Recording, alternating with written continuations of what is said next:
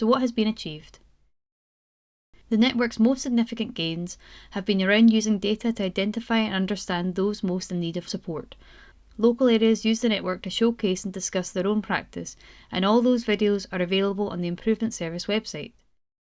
Participants also took inspiration from existing models of practice and built on them for reuse in their own areas. Many took inspiration from Scottish Borders, which had layered very localised child poverty data with local benefit data, including uptake of free school meals, school clothing grant and education maintenance allowance to enrich their map of local need.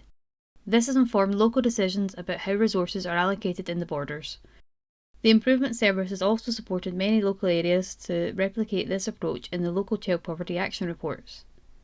The network enabled others to learn from and build upon this approach. I was fortunate enough to be part of the rural network looking at child poverty, and there was a presentation made by Scottish Borders Council that kind of set something alight in me. So I went away and I had a look at what they'd done, and I looked at what other information was around and whether there's anything we had locally that could contribute to that information to try and build us a picture.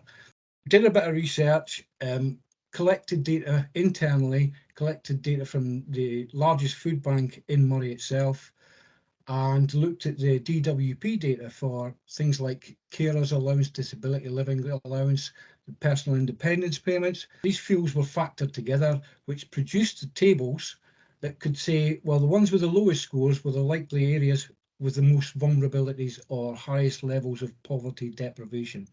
Yeah, it's been an eye-opener for me. It's challenged preconceived ideas of what we think poverty would be within Moray.